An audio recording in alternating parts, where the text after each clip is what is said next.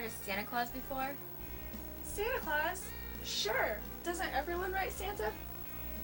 Well, take a look at this footage I found on this tape. Footage about people writing to Santa? Where'd you get that? It was just here next to the editor today when I walked in, along with the script.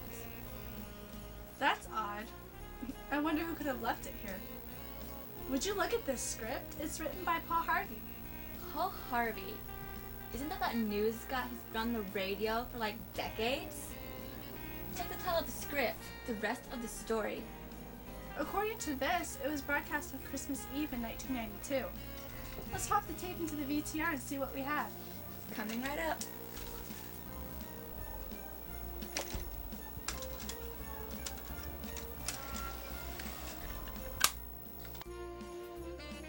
(1992).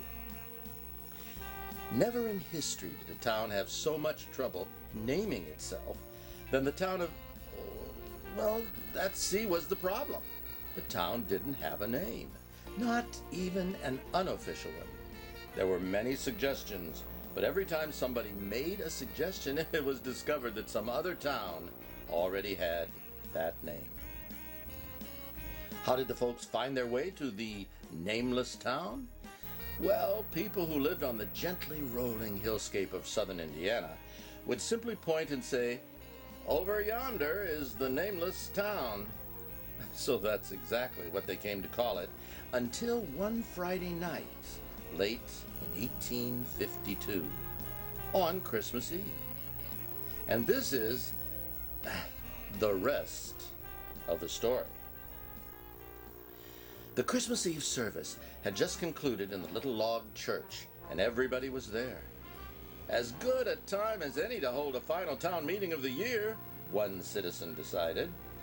As had often been the case through the years of town meetings since the community's founding, there was only one order of business that night: a name for the nameless town.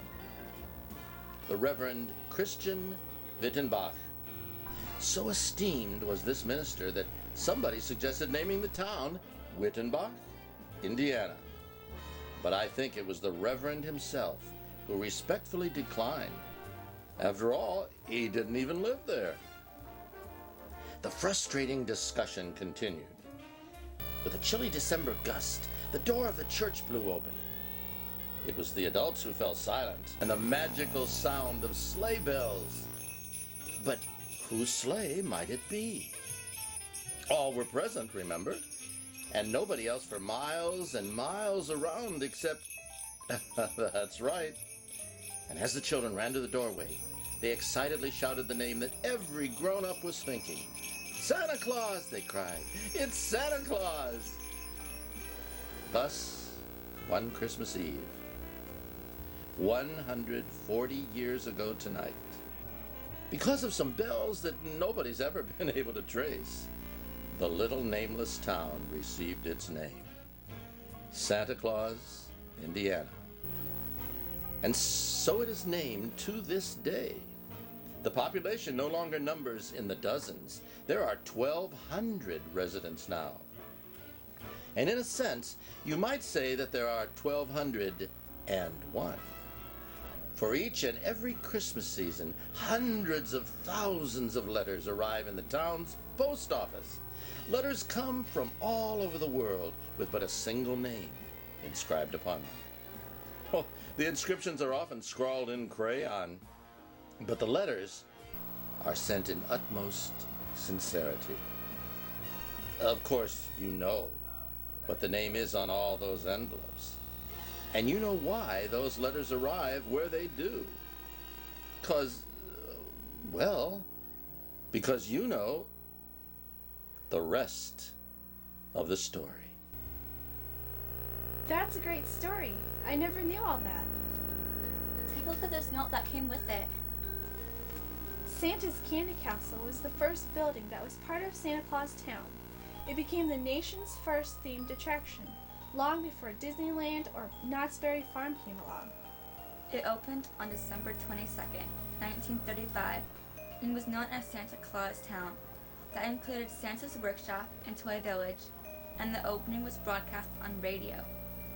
It says here that thousands attended, but was forced to close during World War II.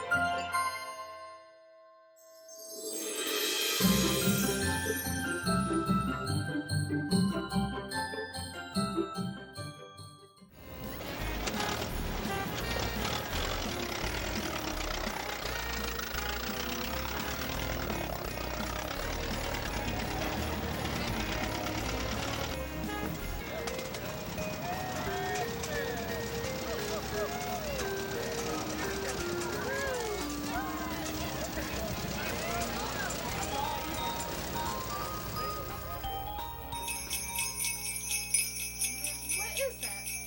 Do you hear it? Yeah, and it sounds like... Sleigh bells? It does sound like sleigh bells, but who could possibly... Santa!